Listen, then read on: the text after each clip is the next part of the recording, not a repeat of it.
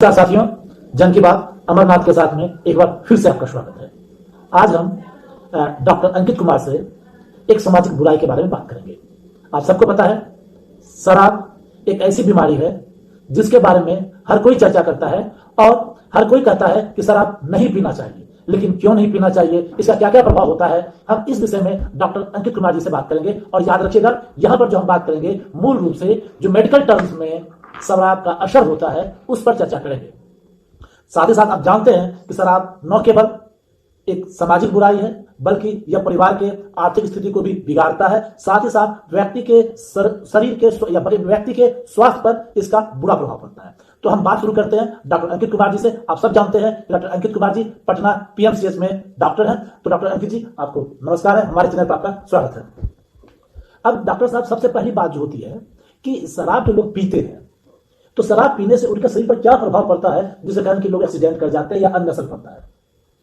देखिए, शराब का जो पीने का व्यक्ति के साथ संबंध है वो ऐसा मान सकते हैं कि पहले तो पीयर प्रेशर में साथियों के साथ में जो दोस्त लोग हैं वो लोग एंजॉयमेंट में पीने के लिए प्रोवोक करते हैं। शुरुआत इस तरह से ही होता है और समय के क्रम के हिसाब से, वक्त के हिसाब से वो व्यक्ति जो है उसमें ढलने लगता है और उसके साथ अगर कोई इस तरह की कोई दुर्घटना हुई हो या पुरानी चीज़ों को भूलना चाहता हो तो वो धीरे धीरे शराब को अपने अंदर मतलब रेगुलर सेवन करना शुरू करता है लगातार। और यह शराब जो है शरीर में शुरुआत में स्टार्टिंग में पेट में वो 20 से 30% तक उसका एब्जॉर्प्शन होता है। एब्जॉर्प्शन मीन्स पाचन होता है। फिर वो छोटी आंत के द्वारा उसका संपूर्ण रूप से पाचन होता है। जो लीवर में जो एंजाइम है, शारीरिक शरीर का जो एंजाइम है वो उसको पचाता है और किडनी के थ्रू वो बाहर निकल जाता है, वास आउट हो जाता है। ये सिंपल फॉर्मूला है अगर हम नॉर्मल शराब की बात कर रहे हैं, जहरीली शराब पर नहीं है। और इस तरह से जो है इंसान जो शराब पीता है, ये जैसा कि हम लोग जानते हैं शुरुआत में जो है वो एक एक्साइटमेंट का फेज आता है। तो एक्साइटमेंट मीन्स कि शरीर की जो ब्रेन का जो अब अगला हिस्सा है उसको इफेक्ट करता है।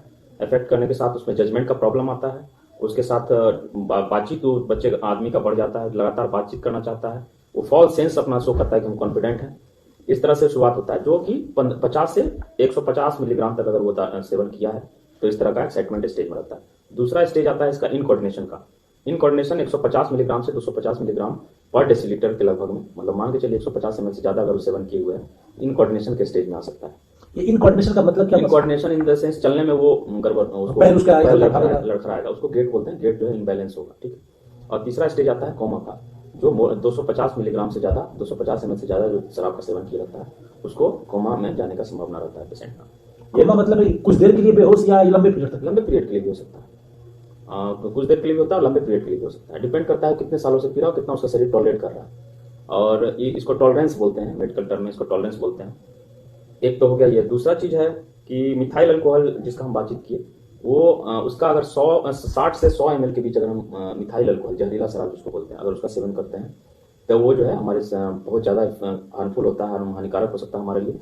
वो इथाइल अल्कोहल से 200 गुना लगभग ज्यादा हार्मफुल होता है, क्योंकि उसका जो एंजाइम जो शरीर का जो एंजाइम है, हमारा शरीर का रसायन जो उसको मिथाइल अल्कोहल को जब तोड़ता है तो उससे जो प्रोडक्ट बनता है फॉर्मल्डिहाइड या फॉर्मिक एसिड, वो इथाइल अल्कोहल के कंपेरिजन में बहुत ज्यादा हार्मफुल होता है, जो कि हमारे शरीर में डिफरेंट तरीके का पेट दर्द होना, एंग्जाइटी होना, मतलब उल्टी होना, उसके अलावा आपको मिथाइल मतलब जहरीला शराब पीने का मतलब सिम्टम आता है, उसकी चर्चा कर रहे हैं। इथाइल अल्कोहल में भी इस तरह का सिम्टम आता है, लेकिन उसमें डेथ और ब्लाइंडनेस टाइप की घटनाएं नहीं होती है। ब्लाइंडनेस इन द सेंस कि वो उसका आंख का रोशनी चला जाना, डेथ हो जाना। इथाइल अल्कोहल में इन जनरल मतलब जो नॉर्मल बाजार का शराब है उसको इथाइल अल्कोहल बोलते हैं। अच्छा, ये हम एक चीज जानना चाहते हैं कि अगर किसी व्यक्ति ने मिथाइल अल्कोहल पिया है या इथाइल अल्कोहल पिया है तो दोनों के सिम्टम में क्या अंतर दिखाई पड़ेगा? हाँ, उसको पहली बात तो इथाइल अल्कोहल जो रेगुलर पीता है इन जनरल उनके साथ ही मिथाइल अल्कोहल का दुर्घटना होता है। ऐसा इसलिए कि उसको क्रेविंग होगा, क्रेविंग इन द सेंस को इमीडिएट अर्ज होगा पीने का, तो वो कोई भी तरह का शराब जो नशा वो करना चाहेगा, तो उसी दरमियान वो मिथाइल अल्कोहल पी लेता है। मिथाइल अल्कोहल पीना मतलब इन द सेंस जहरीला शराब पीने का मतलब है, उसको मेडिकल टर्म में हुच ट्रेजेडी बोलते हैं।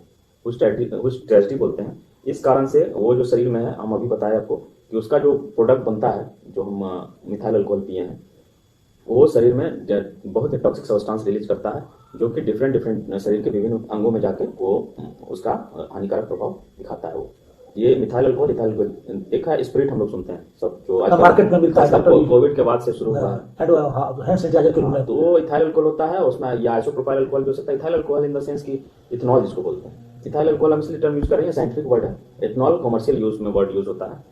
तो उसमें 60% से ज्यादा अल्कोहल जब होता है तो उसको स्पिरिट बोलते हैं। वो सैनिटाइजर के काम आता है, सैनिटेशन में काम आता है। सैनिटाइजर इन द सेंस साफ सुथरा करने के समय उसमें हाथ में यूज करते हैं, या कुछ मारना हुआ तो बैक्टीरिया से। खैर ये बात हुआ।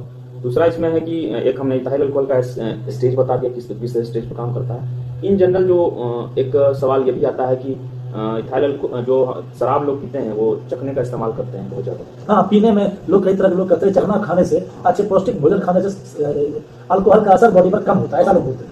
उसका एक वजह यह है कि प्रोटीन डाइट ज्यादा लेते हैं जो लोग। अंडा हो गया, भूजा हो गया, जो प्रोटीन डाइट लेते हैं, ड्राई फ्रूट हो गया, इससे जो है एब्जॉर्प्शन जो है धीमा हो जाता है। ठंडे पानी पीने से एब्जॉर्प्शन का धीमा होता है।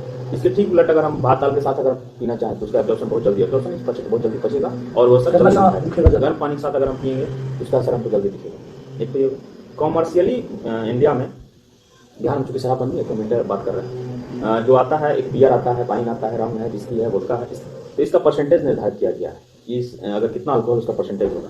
तो बियर में 6 से 10% अल्कोहल होता है, रम विस्की में ये वाइन में 20 से 30% होता है, 20% तक मानी। और रम विस्की और वोडका ऐसे में भारत में जो माना गया है 42.8% वॉल्यूम बाय वॉल्यूम माना गया, यानी 100 ml में 43% के लगभग ये इथाइल अल्कोहल होता है। इसका बनाने का तरीका है फर्मेंटेशन होता है। फर्मेंटेशन हम कोई जरूरी नहीं है शुगर केन का हो, वो अंगूर का हो सकता है, सेब का हो सकता है, डिफरेंट चीजों का फर्मेंटेशन होता है, उसका फिर डिस्टिलेशन होता है और फिर वो मार्केट में पहुंचता है। लेकिन गांव में, क्योंकि बिहार जैसे स्टेट में या देसी शराब का जो कॉन्सेप्ट है वो गांव में ही बनाता है, भट्टी पे बनाता है, और चूंकि वो उसका डिस्टिलेशन का प्रोसेस बहुत ही खराब होता है, उसमें हाई कंटेंट अल्कोहल होता है और घटिया शराब जिसको बोलते हैं होता है, वो जल्दी और ज्यादा असर करता है किसी भी पेशेंट को, किसी भी पीने वाले व्यक्ति। एक तो ये हो गया। उसके अलावा इथाइल अल्कोहल इथेनॉल के साथ जो संबंध है उसको मिथेनॉल जैसे भी लोग पिएगा, मिथेनॉल इन द सेंस की जहरीला शराब जैसे भी पिएगा तो उसको ठीक करने के लिए इथेनॉल ही दिया जाता है। अच्छा, शराब ही दिया जाता है। हाँ, इसका रीजन कारण ये है कि या फिर जो इथेनॉल छोड़ना चाहता है, आप किसी रिहेबिलिटेशन सेंटर में जाएंगे तो इथेनॉल जो छोड़ना चाहता है, शराब जो छोड़ना चाहता है, वैसे लोगों को भी इथेनॉल दिया जाता है, लेकिन उसका एक ड्यूरेशन टाइम लिमिट होता है, जो हर घंटे जिसको शराब चाहिए, हर 2 घंटे या 3 घंटे चाहिए, तो ऐसे लोगों को टाइम लिमिट 5 घंटे में स्टार्टिंग में दिया जाता है, 7 घंटे में, 10 में। इस तरह से क्या होता है, धीरे धीरे उसका जो रिदम है टॉलरेंस का दारू पीने का धीरे धीरे घटेगा, कमेगा और इम्प्रूव करेगा पेशेंट, तो वो जो है शराब को छोड़ने में आसानी होगी। नहीं, आप अभी बताएं कि मेथनॉल जो पी लेता है उसके ट्रीटमेंट के लिए हम लोग एथेनॉल का प्रयोग करते हैं। उसका तो मान लीजिए कोई व्यक्ति है जिसने गलती से जहरीला शराब पी लिया है, तो तत्काल उसको क्या करना चाहिए? तत्काल में तो इथेनॉल देंगे। अब इथेनॉल पीने से, जो नॉर्मल शराब पीने से क्या होता है, शरीर जो है हमारा वो इथेनॉल का रिसेप्टिव ज्यादा है, एंजाइम जो है हमारा शरीर को इथेनॉल को जल्दी कैच करेगा। अगर मान लीजिए सपोज कीजिए 2 व्यक्ति में चुनाव करना किसी भी इंसान को, तो वो उस व्यक्ति को चुनाव करता है जो उसके ज्यादा फेमिलियर होता है या ज्यादा उसको लगता है मेरे लायक आदमी है। उस हिसाब से शरीर का जो एंजाइम है इथाइल अल्कोहल को ज्यादा अपने करीब समझता है और उसका जो बाइंडिंग कैपेसिटी है ज्यादा स्ट्रांग होता है, और इस कारण से मिथाइल अल्कोहल से कॉम्पिटिटिव इनहिबिशन, इसको एक मेडिकल टर्म में सब बोलते हैं, कॉम्पिटिटिव इनहिबिशन की वजह से मिथाइल अल्कोहल को वो कैच नहीं करता, उसके जगह इथाइल अल्कोहल कैच करने लगता है। तो मिथाइल अल्कोहल धीरे धीरे उसका रिसेप्टर है नहीं, बाइंडिंग नहीं करेगा तो जॉब नहीं होगा, तो वॉश आउट हो जाएगा। एक बड़ा वजह, एक तो हो गया आपको मिथाइल अल्कोहल का इलाज में। दूसरा इसमें एक फंडा है, इसमें फेमिपिजोल देते हैं, नल्ट्रिक्सोन देते हैं, ये विड्रॉल सिम्टम, बहुत सारा इसमें ट्रीटमेंट है, वो यहाँ जाने का ठीक है। कॉमन टर्म ये हुआ कि अगर कोई व्यक्ति को आपको पता चलता तत्काल उसने जहरीला शराब पी लिया है, तत्काल कोशिश कीजिए उसको कहीं से ओरिजिनल शराब थोड़ा सा दे देने से उसको थोड़ा सा राहत होता है। अब एक चीज और बताइए कि मान लीजिए कि कोई व्यक्ति शराब बार बार पी रहा है, तो उसको बार बार शराब पीने का तलब क्यों आता है? शरीर का डिमांड होने लगता है दारू पीने के लिए, क्योंकि उसका जो एक टाइम लिमिट पर ब्रेन उसका अकोमोडेट कर जाता है कि अब उसको शराब चाहिए, या उसका टॉलरेंस लेवल है, एब्जॉर्ब उसको खाना नहीं पच रहा है, क्रेविंग होने लगा, साइकोलॉजिकल फिजिकल डिपेंडेंस हो जाता है, फिजिकली तौर पर हम उस पर डिपेंडेंट हो जाते हैं। जो स्टार्टिंग पीरियड में अल्कोहल जो लेते हैं, कंजम्पशन करते हैं, स्टार्टिंग में फिजिकल डिपेंडेंस होता है, फिर जो साइकोलॉजिकल डिपेंडेंस हो जाता है, ठीक है, उसका एक स्टेजिंग है। खैर, फिजिकल डिपेंडेंस जब होने लगता है तो उसको क्रेविंग होता है, craving in the sense urge to, immediate urge होता है पीने का।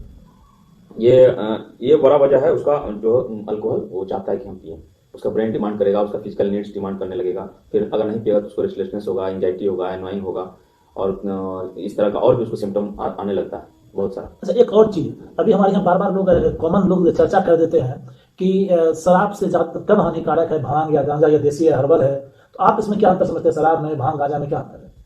नहीं, शराब शराब एक्चुअल में शराब के साथ एक टैबू भी है। इंडिया जैसे देश में शराब कोई जरूरी नेसेसिटी नहीं है पीना, लेकिन जो बहुत ही ठंडे प्रदेश है वहाँ पे शराब जो है शरीर को वार्म अप रखने के लिए लोग इन जनरल यूज करते हैं। इन कॉमन 30 से 60 ml अगर पर डे कोई व्यक्ति इथाइल अल्कोहल, इथनॉल या नॉर्मल यूज करता है, अल्कोहल का कंजप्शन करता है, तो उसको कोई विशेष प्रॉब्लम नहीं होता है या नहीं हो सकता। लेकिन इंसान ही है, इंसान की कैपेसिटी है, एक बार जो चीज आदत लग जाता है उसके प्रति रुझान बढ़ने लगता है। 30 से 60 ml के बाद जो है 100 ml या 150 ml होने लगता है, रेगुलर पीने लगता है। इस कारण जो है उसको बहुत सारा प्रॉब्लम आता है। अब इसमें क्या होता है कि एक आप टर्म सुनेंगे, पेट फूल जाता है। पेट फूलने लगता है, पेट बहुत बढ़ गया है दारू लगातार बहुत दिन से। तो लीवर जो है, लीवर का कैपेसिटी है वो पचाना धीरे धीरे कम करता है, तो जो अल्कोहल है वहाँ लीवर में स्टोर होने लगता है। क्योंकि और लीवर जो है बहुत बड़ा होने लगता है, धीरे धीरे जो है वो पेट को जो है फुल हो जाता है, पानी भरने लगता है पेट में, जिसको एसाइटिस बोलते हैं।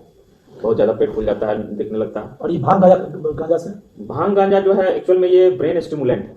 ब्रेन स्टिमुलेंट मतलब कि ये उसको सूखा नशा कह सकते हैं। वो जो शरीर का जो रिसेप्टर है, मतलब ब्रेन का जो रिसेप्टर है, उसको वो जो है एक स्टिमुलेट करता है। और अल्कोहल जो बेसिकली इनहिबिटरी मतलब उसको घटाता है रिस्पॉन्स को। और ये जो है गांजा हुआ और इस तरह का जो भी आप नशा का बात कर रहे हैं, वो इसका बहुत सारा वेराइटी है। कोई स्टिमुलेंट होता है, मतलब उसको एक साइड बढ़ाता है, कोई उसके ब्रेन के उसको घटाता है। जैसे अल्कोहल जो है ब्रेन के जो नॉर्मल रिस्पॉन्स उसको डिक्रीज करता है। लोग जो है, होता क्या है अल्कोहल पीने के साथ, हर इंसान का रिस्पॉन्स अलग अलग होता है।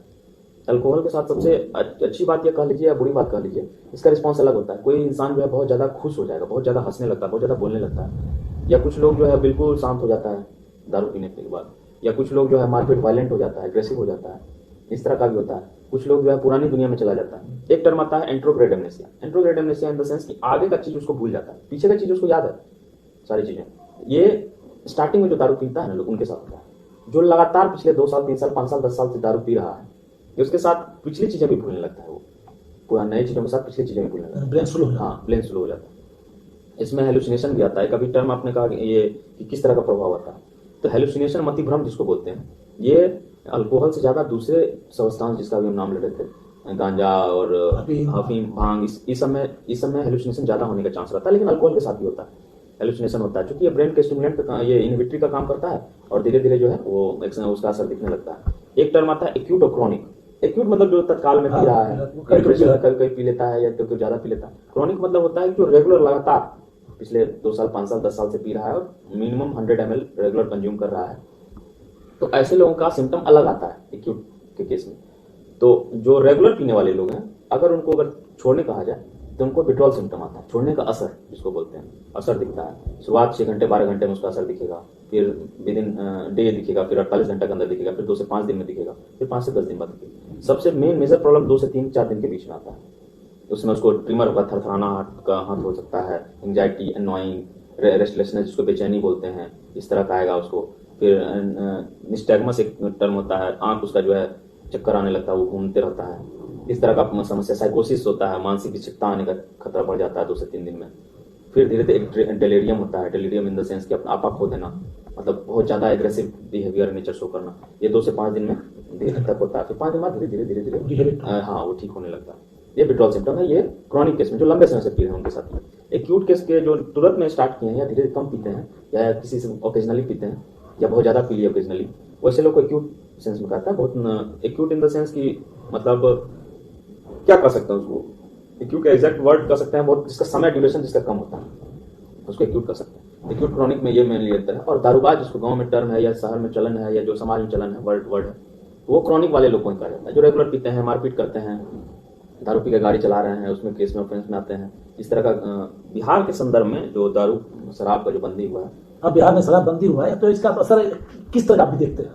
इसका असर है, दो बात है कि इसमें जो शराबबंदी जो हुआ है, हम पीएमसीएच में हैं, डॉक्टर हैं, तो हम इस चीज को महसूस करते हैं पहले की तुलना में। आज से 8 साल 9 साल पहले जब शराब चलता था मार्केट में, और अभी के समय में एक्सीडेंटल केस कमा है।